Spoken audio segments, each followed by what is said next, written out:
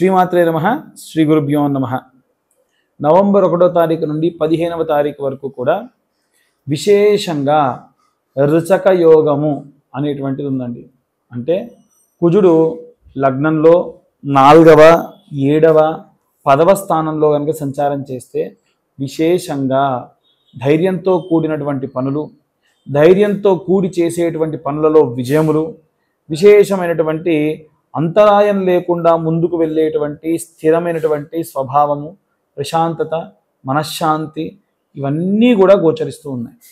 అందులో భాగంగా ద్వాదశ రాశుల వారికి ఎలా ఉంటుందనే విషయాన్ని ఇప్పుడు మనం తెలుసుకుందాం. కన్యారాశి వారికి సంబంధించి ఈ నవంబర్ 1వ తారీఖు నుండి 15వ తారీఖు వరకు ఎలా ఉండబోతుందనే విషయాన్ని ఇప్పుడు మనం తెలుసుకుందాం. ముఖ్యంగా చూసుకుంటే ఈ యొక్క 15 రోజుల్లో రుచక యోగము అనేటువంటిది ఉంది. అక్కడి నుంచి చూసుకుంటే 3వ స్థానంలో కుజ బుధుల యొక్క కలయిక.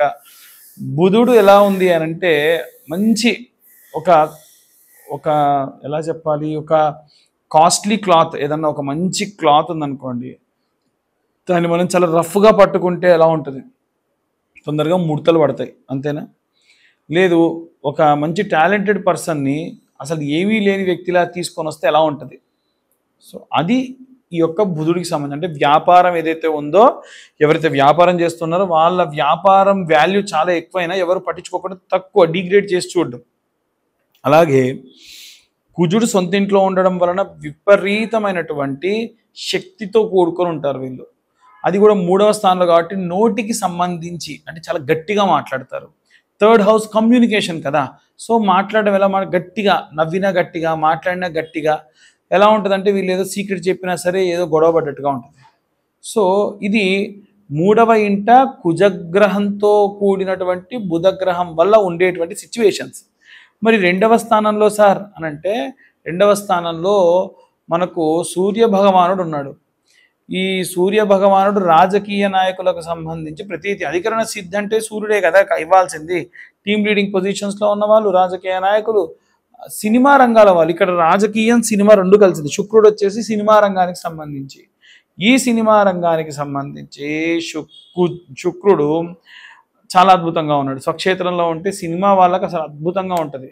అసలు ఇప్పుడే కాదండి, ఎప్పుడు కూడా చూసుకుంటే మనకు కార్తీకం వచ్చింది అంటే శుక్రుడు అయితే వృషభంలో, లేకుంటే తులలో, లేకుంటే లాభస్థానాలలో గనక ఉన్నాడు అనుకోండి, సినిమా వాళ్ళకు పండగే పండగ.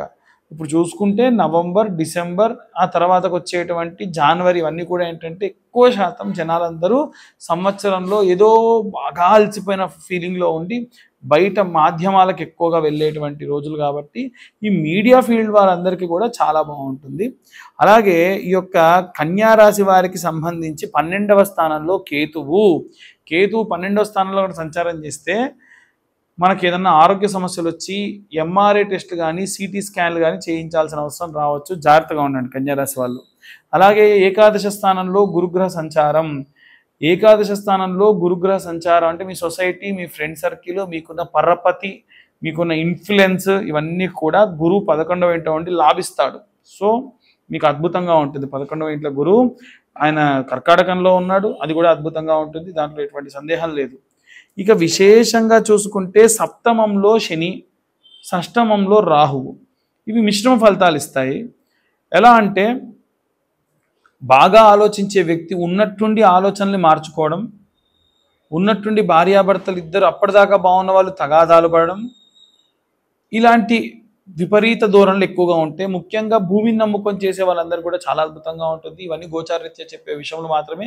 పూర్తిగా మీ జాతకం విశ్లేషణగా కావాలంటే మీ పేరు, మీ date of birth, time, place కింద ఉన్న నెంబర్కి వాట్సాప్ చేయండి. నా వరకు నేను తీసుకునేటువంటి ఈ డబ్బుకు న్యాయం చేస్తాను. 3 నుంచి 4 గంటలు టైం పడుతుంది నాకు ఆ 60-70 పేజీలు మీకు ఇవ్వడానికి. అలాగే మీతో డీటెయిల్డ్గా 15-20 నిమిషాలు మాట్లాడతాను. కాల్ రికార్డింగ్ కూడా చేసుకోమని చెప్తాను. ఎందుకంటే ఎప్పటికైనా నా కాల్ రికార్డింగ్ ఉంటే మీకు కాస్త యూజ్ అవుతుంది అనేది నా ఉద్దేశం. ఇక అన్ని వర్గాల వాళ్ళు ఈ రచక యోగాన్ని ఎలా యూటిలైజ్ చేసుకోవాలి, కాల సర్ప కుజదోషంలో ఉన్న వాళ్ళు ఎలా దీన్ని యూటిలైజ్ చేసుకోవాలనే విషయాన్ని ఇప్పుడు మనం తెలుసుకుందాం. మనకి ఇప్పుడు ఉన్నటువంటి ఈ రుచక యోగాన్ని మనం యూటిలైజ్ చేసుకొని అద్భుతమైనటువంటి రెమెడీస్ చేసుకోవచ్చు.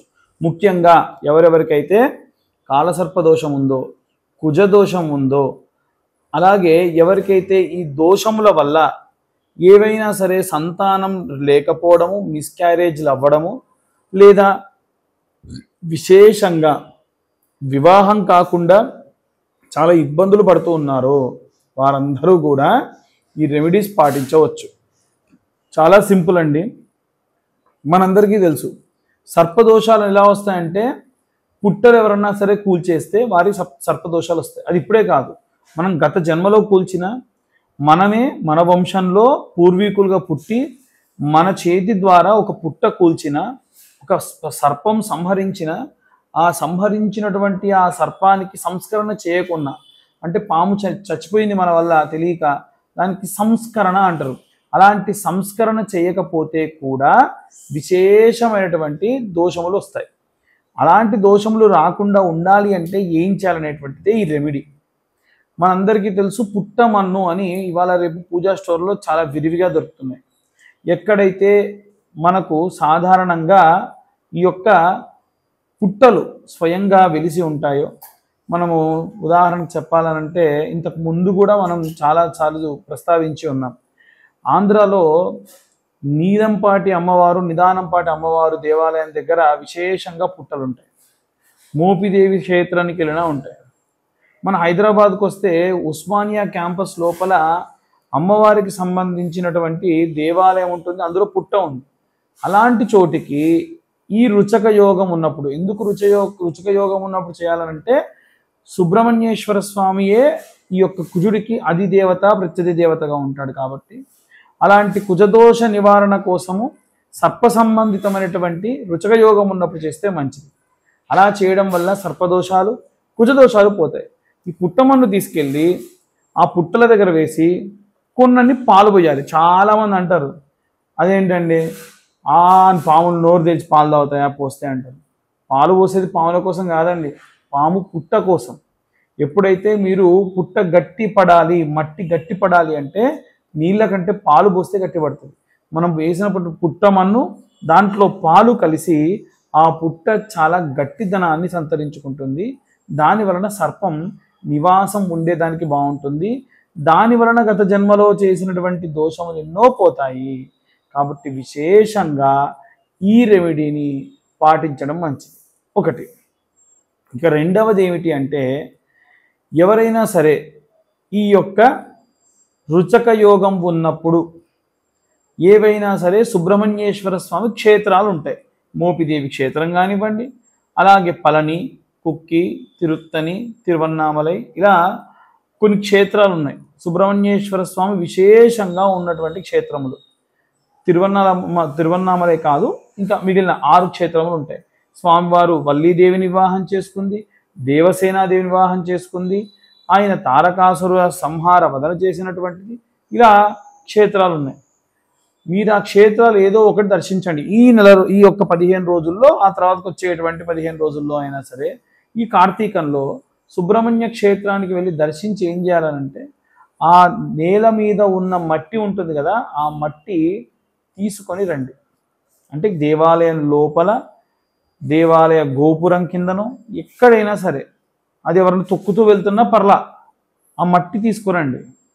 ఆ మట్టిని జాగ్రత్తగా దాచిపెట్టి, మీరు ఇందాక నేను చెప్పినట్టుగా పుట్టమన్ను దేవాలయాల్లో వేయమని చెప్పా కదా, అలాంటి పుట్టమన్ను మెత్తగా చేసి జల్లెడబట్టి మెరుపు కాగితం అంటారు చేసి, ఈ యొక్క దేవాలయ సందర్శనం చేసి వచ్చినటువంటి ఆ యొక్క మట్టిని కూడా ఇందులో వేసి బాగా కలిపి దగ్గర పెట్టుకోండి. ప్రతి మంగళవారం కూడా ఆ మట్టిని నీళ్ళలో వేసుకొని స్నానం చేయండి. దాని వలన ఆ క్షేత్రానికి వెళ్ళి మీరు అక్కడ కోనేరులోనో అక్కడ దేవాలయంలో అభ్యంగన స్నానం చేసిన ప్రతిఫలం దక్కుతుంది. ఇది సర్పదోషాలు, కుజదోషాలు, కాలసర్పదోషాలు, ఈ ఉన్న దోషములన్నీ పోతాయి. మనము ఇంతగా ఛానల్లో చెప్పేటువంటి దానికి కారణం ఏంటంటే, చాలామంది ఈ సమస్యలతో ఉన్నారు. మేము అన్ని పూజలు చేసుకోలేము, ఇన్ని పూజలు చేసుకోలేము అని చాలా ఇబ్బంది పడుతున్నారు. కాబట్టి వారి కోసమే ఇది చెప్పడం జరిగింది. అయితే ఎక్కడైనా సరే ఈ రుచక యోగం ఉన్నప్పుడు కార్తీక మాసంలో రావి చెట్టు, వేప చెట్టు కలిసి ఉన్నటువంటి ప్రదేశానికి వెళ్ళి అక్కడ వీలైతే ఏదైనా వండుకొని వెళ్ళి భోజనాలు ప్రసాదంగా స్వామివారికి అక్కడ ఎక్కడన్నా సరే జంటనాగులు ఉంటే అక్కడ స్వామివారికి పెట్టి ఆ కింద కూర్చొని ఆ ప్రసాదం తిని, ప్రసాదం కూడా బెల్లపన్నం కానీ పులిహోర కానీ నైవేద్యంగా పెట్టి ఆ తర్వాతకి మీరు అది తీసుకొని అక్కడ ప్రదక్షిణాలు చేయడం వలన విశేష సత్ఫలితాలు పొందుతారు. ఉసిరిక దీపాలు కూడా రావి చెట్టు కింద పెడితే మంచిది. ఉసిరిక దీపాలు దానం ఇస్తే మంచిది. అంతేకాకుండా 365 ఒత్తులు ఉంటాయి కదా, ఈ 365 ఒత్తులు చాలామంది వెలిగించేటప్పుడు ఒక అనుమానం ఏంటంటే, మనం రోజుకు ఒక ఒత్తితోనే దీపం వెలిగిస్తామా? మనం రోజు కూడా 3 దీపాలు కలిపి ఒక దీపం వెలిగించాలి కదా గురువు గారు, మరి మీరేంటండి 365 ఒత్తులు అంటున్నారు? 365 రోజులు ఇంటూ 3 కదా. నిజమే, 365 ఒత్తులు ఇంటూ 3 కలిపి దీపం వెలిగించండి, తప్పేముంది, మంచే కదా. కాబట్టి ఇలా కలిపి దీపం పెట్టొచ్చు. ఇంకొక డౌట్ ఏమిటంటే చాలామందికి, మా ఇంట్లో ఉన్న ప్రతి ఒక్కరికి ఒక్కొక్క 365 దీపాలు వెలిగించాలా, లేదా 365 ఇంటూ 3 ఇలా కలిపి ఒక్కొక్కళ్ళకు వెలిగించాలా? ఇంట్లో దీపం పెట్టారనుకోండి, రోజు దీపారాధన చేస్తున్నారు, మనిషికో దీపారాధన చేస్తారా? లేదు కదా. కాబట్టి ఇంటి యజమాని ప్రామాణికం, ఇంటి యజమానురాలు యజమాని ప్రామాణికం. ఇంట్లో యజమానురాలు పెడితే మంచిదే, తప్పులేదు. అంటే ఇంట్లో పెట్టడం కాదు, ఆ దీపాలు కూడా ఎక్కడైనా క్షేత్రంలో పెడితే మంచిది. మా కుటుంబం అంతా పెడతామండి, పెట్టొద్దా? తప్పేం లేదు, పెట్టుకోవచ్చు. కాబట్టి ఆ దీపారాధన చేసేటప్పుడు దయచేసి చాలామంది చేసేటువంటి తప్పులు ఏమిటంటే, ఆల్రెడీ అక్కడ ఉన్నటువంటి మట్టి ప్రమిదల్లో పెడుతూ ఉంటారు, తప్పు. మీరు కొత్త దీప ప్రమిద తీసుకొని పెట్టండి. ఆ దీపం కింద కూడా ఏదైనా ఒక ఆకు, రావి ఆకో లేకుంటే తమలపాకో మామిడాకో పెట్టండి. అది కూడా ఉసిరి చెట్టు కింద కూడా పెట్టవచ్చు. ఇవాళ రేపు చెట్ల కింద పెట్టమంటున్నారు కదా, చెట్టు కానిచ్చి పెట్టడం, ఆ చెట్టు అంటుకోవడం, ఇబ్బందులు పడుతూ ఉన్నారు. ఎట్టి పరిస్థితుల్లో ఇలాంటి తప్పులు చేయకండి. ఇలా కార్తీక మాసంలో వచ్చినటువంటి ఈ రచక యోగాన్ని ఉపయోగించుకొని అందరూ కూడా సంతోషంగా ఉండండి, వైభవోపేతంగా ఉండండి, ధన వస్తు వాహన కనక అష్టైశ్వర్యాలతో వర్ధిల్లండి.